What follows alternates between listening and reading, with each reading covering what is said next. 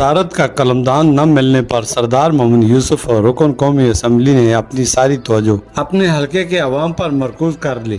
کیا مجال کے حلقے میں کسی غمی خوشی میں وہ شریک نہ ہو، اس کی پوری ٹیم وہاں موجود نہ ہو۔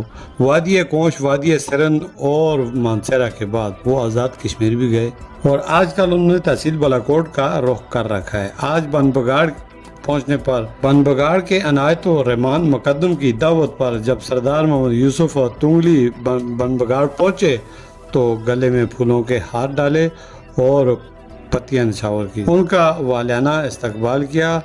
آج کے اس ٹور میں سردار محمد یوسف کے ہمراہ سید جنید علی قاسم سابق تحصیل ممبر بالاکوٹ تھے، ممتاز عالم دین میاں عنایت الرحمان، قاضی محمد صادق، ڈاکٹر محمد قاسم اور الحاج برکت غنی چودھری، نذیر فضل الرحمان، بشیر ماسٹر، اقبال جاوید کے علاوہ دیگر بہت سارے لوگ ان کے ہمراہ رہے۔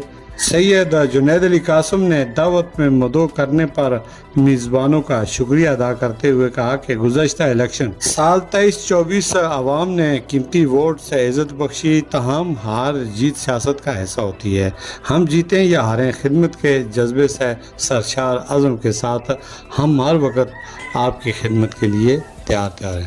اس موقع پر اپنے خطاب میں رکن قومی اسمبلی سردار محمد یوسف نے کہا کہ مجھے فخر ہے کہ میں متوسط طبقے کے ووٹ سے ہمیشہ بھاری اکثریت سے منتخب ہوتا رہا اور دستیاب وسائل میں رہ کر خدمت کی۔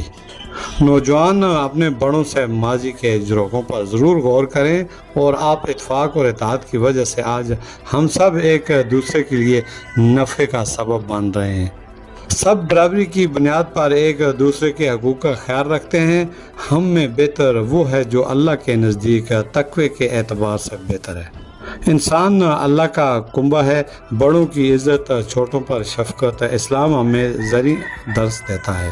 بنیادی چیز انسانی حقوق ہیں جو ہمیشہ بحال رہنے چاہیے اور ہم پر لازم ہے کہ ہم اخلاق کا دامن کبھی ہاتھ سے نہ جانے دیں۔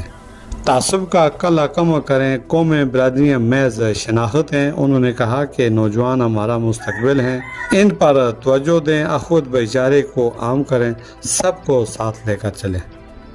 میاں عنایت الرحمان اور قاضی محمد صادق نے اختتام پر ملک کی سلامتی، ترقی اور سربلندی کے لیے خصوصی دعائیں کی گئی۔